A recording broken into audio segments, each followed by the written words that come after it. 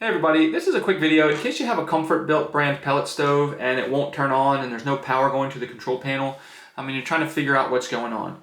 So here's a couple things that might be happening with your stove.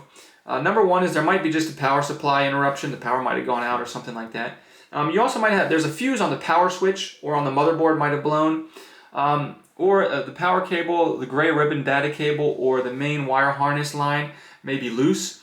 Or finally, the motherboard or the control panel might have some kind of issue with it. So a couple things you can check to try to get it to turn on is you want to verify that the outlet that the stove is plugged into has power, and that's the first thing you want to do.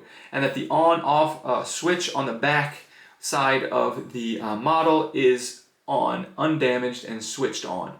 The next thing you want to do is you want to check the fuse in the back of the power switch and the fuse on the motherboard. You want to ensure that the power cable, the gray ribbon data cable, and the main wiring harness connectors are all securely connected and undamaged. And then you want to check the control panel and the motherboard because they may need to be replaced.